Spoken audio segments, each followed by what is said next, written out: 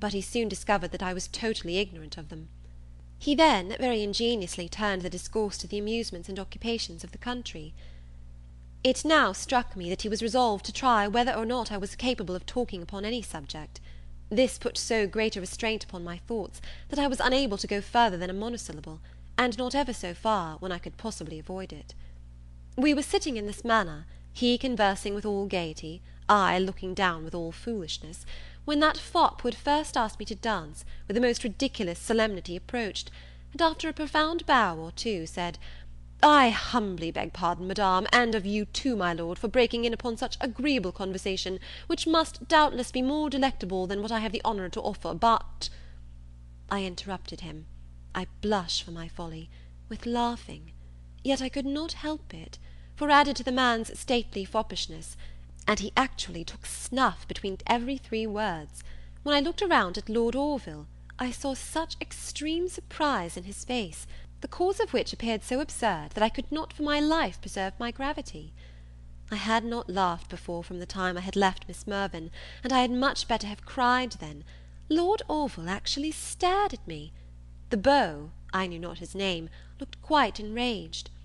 "Refrain, madam," said he, with an important air, "a few moments refrain, I have but a sentence to trouble you with. May I know to what accident I must attribute not having the honour of your hand?" "Accident, Sir?" repeated I, much astonished. "Yes, accident, madam, for surely I must take the liberty to observe, pardon me, madam, it ought to be no common one, that should tempt a lady, so young a one too, to be guilty of ill manners." A confused idea now for the first time entered my head, of something I had heard of the rules of an assembly, but I was never at one before, I have only danced at school, and so giddy and heedless I was, that I had not once considered the impropriety of refusing one partner, and afterwards accepting another. I was thunderstruck at the recollection, but while these thoughts were rushing into my head, Lord Orville, with some warmth, said, "This lady, Sir, is incapable of meriting such an accusation."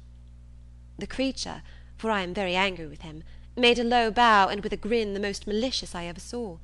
"My lord," said he, "far be it from me to accuse the lady for having the discernment to distinguish and prefer the superior attractions of your lordship." Again he bowed, and walked off. Was ever anything so provoking? I was ready to die with shame. "What a coxcomb!"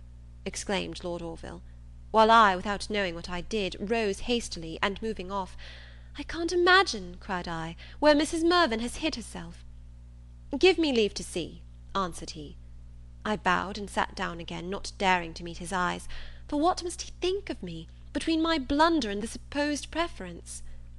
He returned in a moment, and told me that Mrs. Mirvan was at cards, but would be glad to see me, and I went immediately.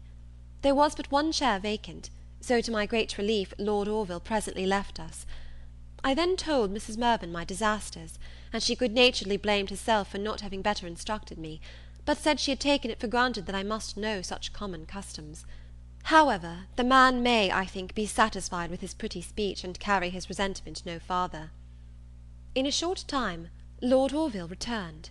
I consented with the best grace I could to go down another dance, for I had had time to recollect myself, and therefore resolved to use some exertion, and, if possible, to appear less a fool than I had hitherto done; for it occurred to me, that, insignificant as I was, compared to a man of his rank and figure, yet, since he had been so unfortunate as to make a choice of me for a partner, why I should endeavour to make the best of it.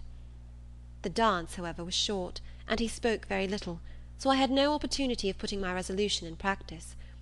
He was satisfied, I suppose, with his former successless efforts to draw me out, or rather I fancied he had been inquiring who I was. This again disconcerted me, and the spirits I had determined to exert again failed me. Tired, ashamed, and mortified, I begged to sit down till we returned home, which I did soon after. Lord Orville did me the honour to hand me to the coach, talking all the way of the honour I had done him. Oh, these fashionable people! Well, my dear Sir, was it not a strange evening? I could not help being thus particular, because to me everything is so new. But it is now time to conclude. I am, with all love and duty, your Evelina. End of Letter 11.